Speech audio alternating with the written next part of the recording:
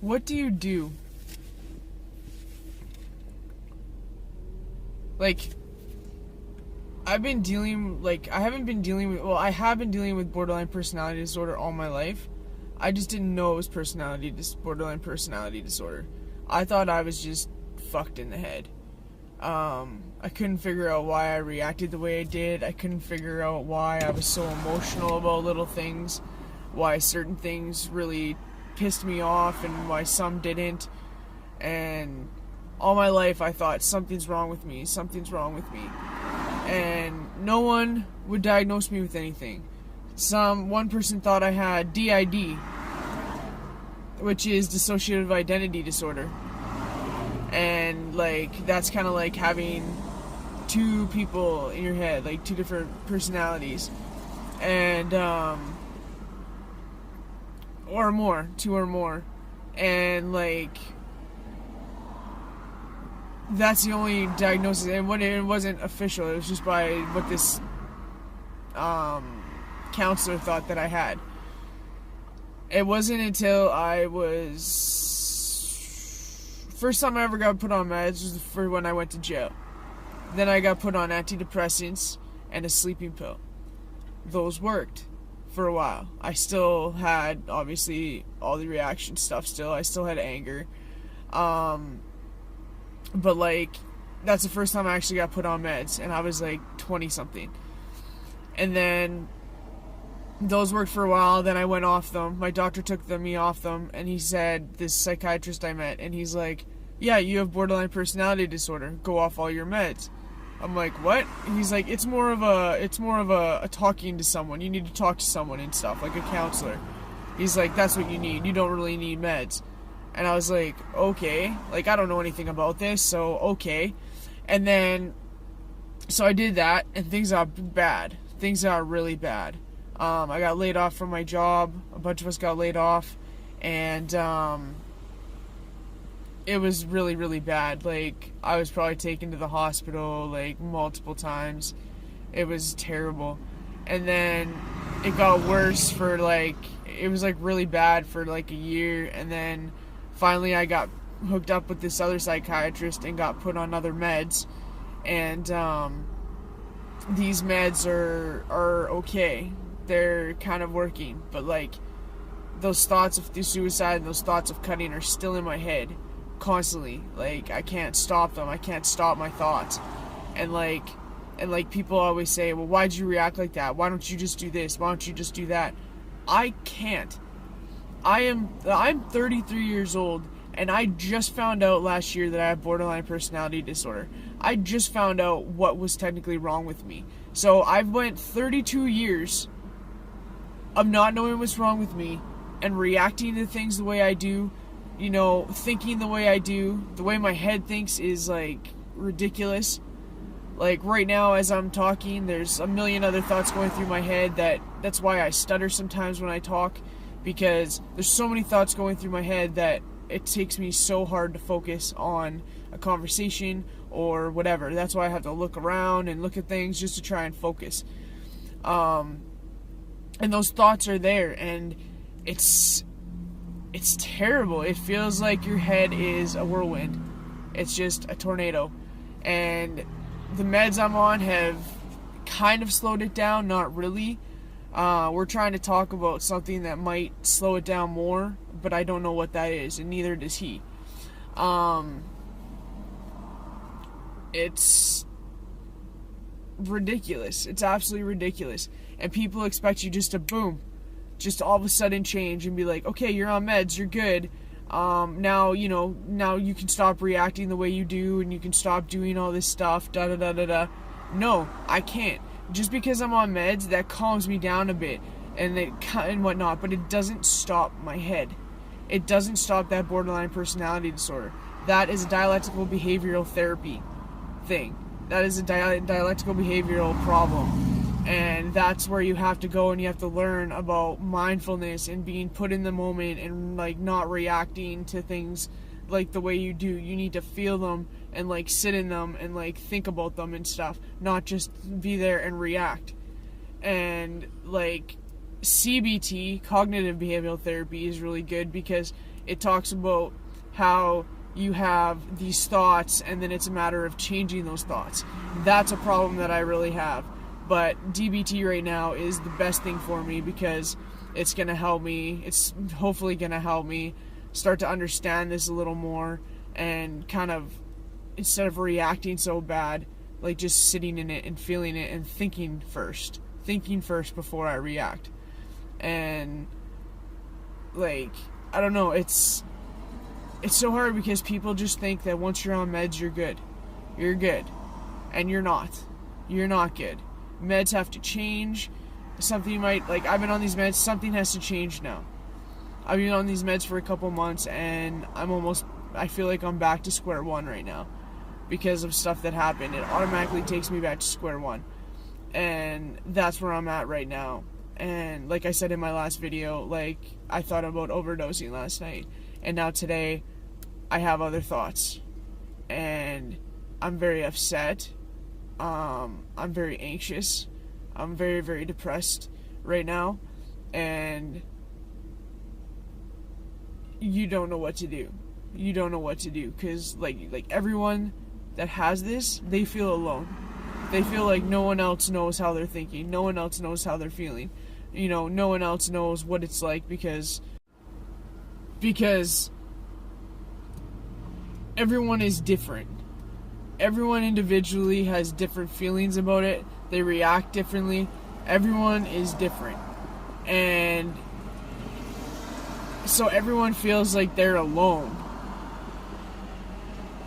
And like, that's, I don't know, everyone just feels like they're alone. And it's so hard. And it's just, I lost my train of thought. Oh man. But no, there's so much more to just meds. Like, people can be on meds for a while and they work, and then they stop working. So then meds have to change, and then it's kind of like starting all over because meds stopped working, and then now you got to start all over with new meds to try and get back to a good place. And that's really hard because it takes, 3-4 weeks, if not more, for those meds to actually take effect. So in the meantime, you're struggling, trying to get through this, trying not to commit suicide, trying not to cut, trying not to whatever, in this time. In that time of 3-4 weeks or whatever. And that is the hardest part. And even though people, like I said, even though people are meds, it doesn't matter. It's a matter of then doing behavioral therapy and trying to learn how to sit in it and react and feel it and know how to, kind of take your time to release it and find out, what's causing it or whatever, and like really look at the problem. For me, that's very difficult. I can't focus. So like, I don't have those light bulb moments where people are like, oh, hey, I'm anxious right now. This is probably why I'm doing this. Or, hey, I'm starting to get angry now, and I don't do that. A lot of people can't do that. They can't see that. They can't see like the consequences or whatever. And with borderline personality, people get into things like crime and stuff like that and they don't know why. They don't know why they do it. I used to get in trouble all the time. I don't know why I did it. Like, I lost my identity when I lost my basketball scholarships, and then my identity became, hey, I'm a criminal. This is what I'm good at. And I was wrong. That's not me. That's not who I am. And now I'm still struggling to find out who I am, what I'm supposed to do with my life. Like, I feel like such a failure right now because I'm living at home with my parents and I'm on social assistance because I can't work right now because of this mental illness. And it's so difficult. Like, I wish people could just have a glimpse of what it's like to live with what we have. To be able, like, to go out to a store. You can't go out to a store because you're so anxious. You, like, freak out because there's people there. Or some people can't even go out of their house just to walk down the street because they're so anxious or whatever. Some people are so depressed they can't even get out of bed.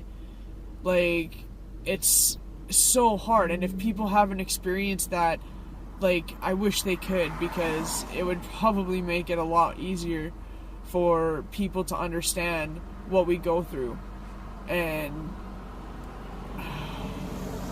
I just wish people would understand, and I wish people would research and really look into this and really, try to help what's going on here, not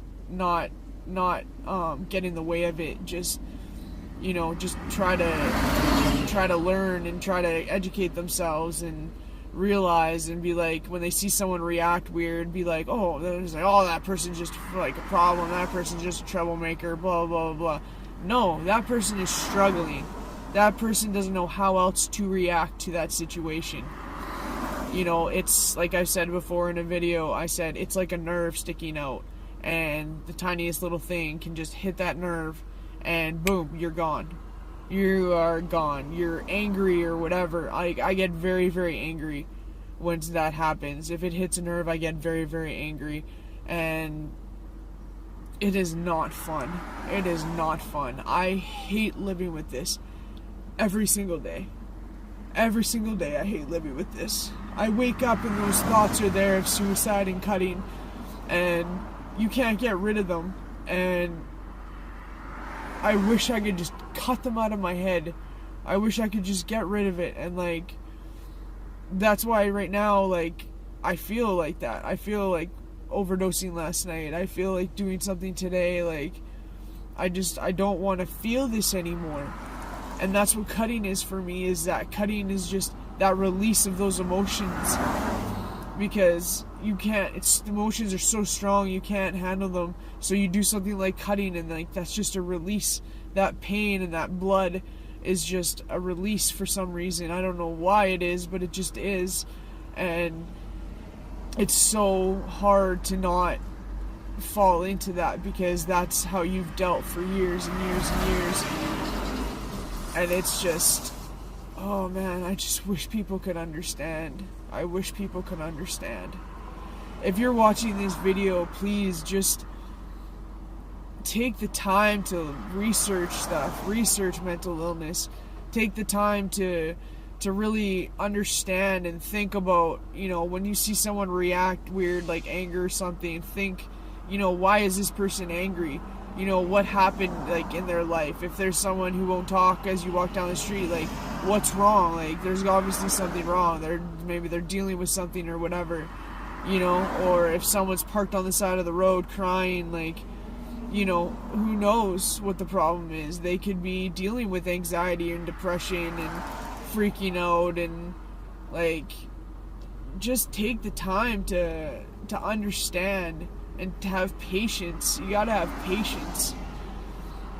And our police forces, man, they need to realize those mental illnesses when they deal with certain people, especially ones that they know. They need to realize that, this person is dealing with something in their head, and it's very difficult for them to deal with it, and they need support. We need support, as much support as we can get, because we can't fight this alone. This has to be a community thing, a group thing, a police force thing. We need support. And yeah, we need support, because we can't fight this alone. We cannot fight this alone. If we have to fight this alone, there will be a lot of suicides. A lot of suicides. And oh, man, I just can't get it out of my head. Anyways, I guess that's the end of my video for today.